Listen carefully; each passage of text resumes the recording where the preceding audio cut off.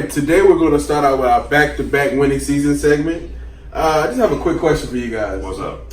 In about 2 years, Cam and Edson are up as far as contract. I'm sorry, who's Ed's son? Oh, Christian. Okay. Whoa. Let me rephrase this. Cecil's son and Ed's son are up.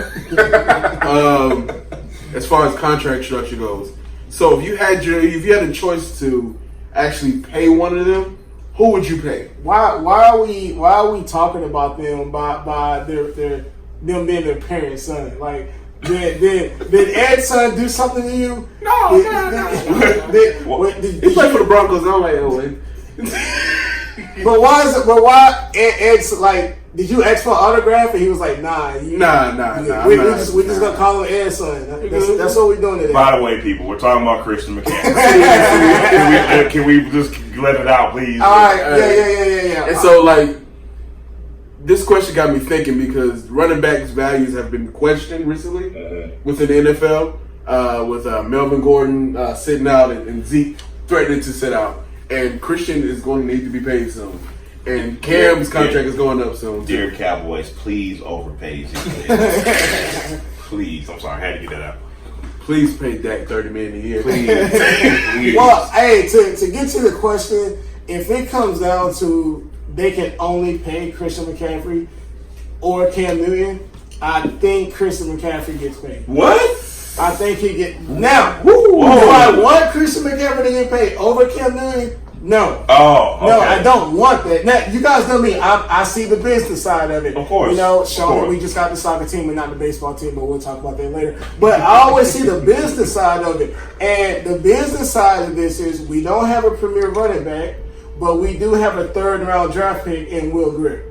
And this is the ultimate scenario that they ultimately wanted. These next 2 years will be development years for Will Grier, and if he develops properly, then they will go forward with Will, which will make the team younger while having Christian McCaffrey in the backfield. What do you say, Jamal? I agree with that. I totally agree with that. I'm having a hard time figuring out where I'm going to go with this now, but I'm going to make this work. Everything you said, man, and going back to when they drafted Will Grier, I think the wheels are already in motion, to tell you the truth, man. Hate to sound like a broken record, but especially with that doggone shoulder. Seriously, if we get to that point 2 years from now, Cam is 32, 33? 32. By that time, and both of their contracts are up. And we had a discussion off camera about running backs typically being overvalued, but with Christian McCaffrey, it's hard to argue that he's not very valuable to this Panther offense. I wish I had the percentage in front of me, but I mean, good Lord, man, how this dude jump off throws, the real tackle. Right, and with Will Grier being here, it makes it that much easier to say, well, Cam, you gave us a good ride, but so let me ask you a question. Can't pay both of you. So in 2 years, if Cam is back to an MVP type level, what do you say about that decision? Trade. Wow, man. Trade. Wow. You didn't even blink when you said that. He's like, just trade. And the reason why is because I was actually about to bring that into the discussion. I was if Cam Newton is having a good year, if he's having a mediocre year, and it really comes down to, because Cam, I know we get looked at as being biased, being Panthers fans. Cam in a mediocre year is still a top 15 quarterback in my opinion. Yeah. And given the right situation, he can still be a very dynamic quarterback. So you use him as trade bait to for whatever reason, and you pay Christian McCaffrey and you go with Charlotte's homegrown son, Will Grier. Dave. I like the way you worded it.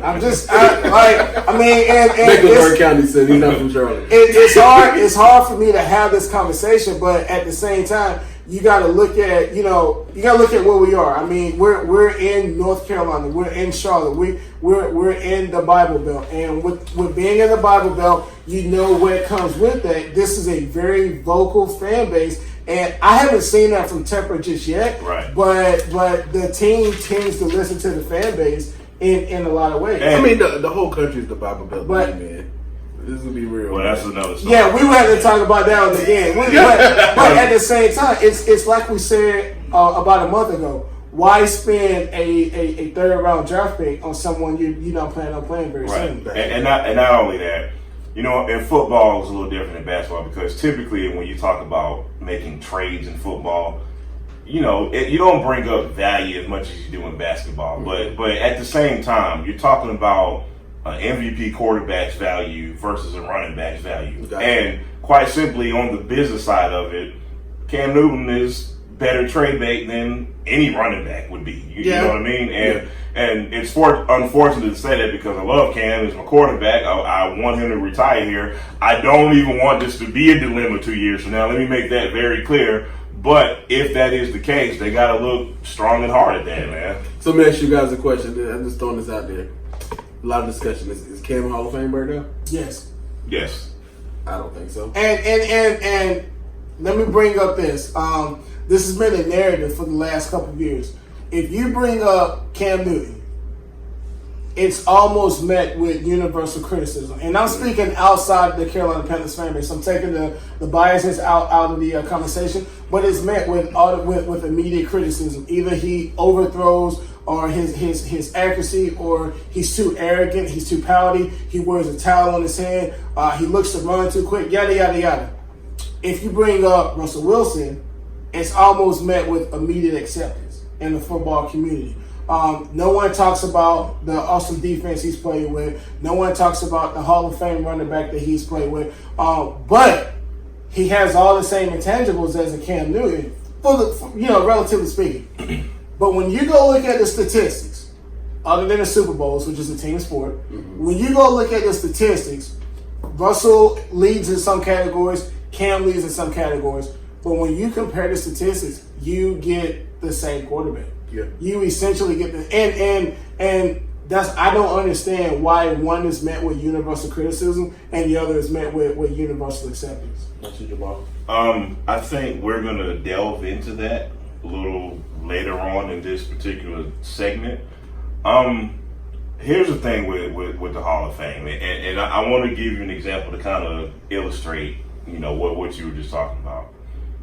Terrell Owens, by anybody who knows the game of football, by anybody who watches dude play, it's not even a question whether this dude was the first ballot Hall of Famer or not. Yeah. It didn't take him the first try to get in. So I'm drawing this parallel with Cam Newton. It shouldn't be like this, but sometimes people take their own bias, their own opinion of the athlete, and they don't look at the facts that you just presented. That's the unfortunate part about the NFL Hall of Fame.